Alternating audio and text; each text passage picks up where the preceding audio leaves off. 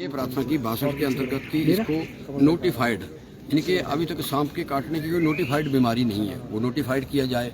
दूसरा मैंने कहा कि जब जैसे मेरी ये जो मेरे विधानसभा क्षेत्र में शाहपुर में ये जो घटना घटी है, वहाँ से टांडा में इसका इंजेक्शन था, स्नेक वर्म जिसको कहते हैं, एंटी स्नेक वर्म, तो वो टांडा के अंदर था। टांडा पहुँचते पहुँचते दोनों ही वो डेथ हो गई। तो मैं मंत्री महोदय का धन्यवाद करना चाहता हूँ कि मंत्री महोदय का नहीं, मुख्यमंत्री महोदय ने इसमें इंटरवीन किया। उन्होंने कहा PSC, CSC और सभी सिविल हॉस्पिटल में ये जो है स्नेक वर्म जो है इंजेक्शन जो है वो उपलब्ध कराए जाएंगे। इसके साथ साथ पूर्व सरकार ने 108 जो हमारी एम्बुलेंस में उसमें भी प्रावधान होता था एंटी स्नेक वर्म का, वो भी खत्म कर दिया था। आज माननीय मुख्यमंत्री महोदय ने कहा द्वारा से 108 में जो है इसको जो है द्वारा जो आरंभ किया जाएगा। मैं माननीय मुख्यमंत्री और स्वास्थ्य मंत्री का जो है मैं धन्यवाद करना चाहता हूँ।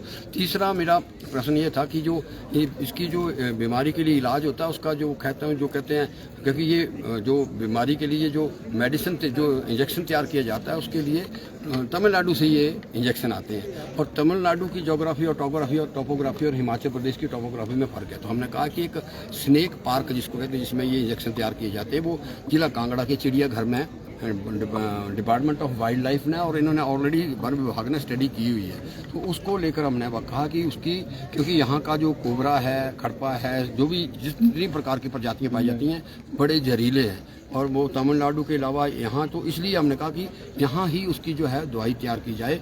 जो हमारी कसौली के अंदर उनके साथ कोऑर्डिनेशन है, उसके कोऑर्डिनेशन के साथ, तो उस पर भी मंत्री महोदय ने आश्वासन दिया कि उसको। और तीसरा अंतिम ये था कि सर्प जब किसी को काट जाता है तो अगर, क्योंकि हमारे यहाँ देवी देवताओं का विश्वास है जो सच्चाई है, और मैंने सदन में भी कहा लोग देवी देवताओं के जाते हैं, इधर जाते हैं, कोई डाली भरवाता है, तो उस करते करते क्या कि जब वो हॉस्पिटल पहुँचता, क्योंकि डिस्ट्रिक्ट हॉस्पिटल में इसका जो है इंजेक्शन है, इंजेक्शन बड़ा, उसके इंजेक्शन के लिए बड़ा वो मैं कहता हूँ जिस तरीके से कहते हैं फ्रीजर में रखना पड़ता, तो उसकी मौत हो जाती है।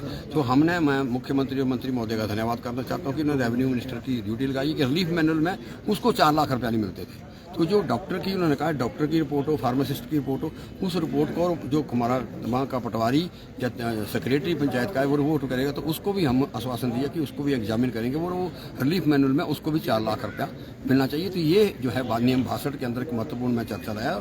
मैं वर्तमान मुख्यमंत्री का और आदरणीय स्वास्थ्य मंत्री जी का धन्यवाद करता हूँ। ठीक है।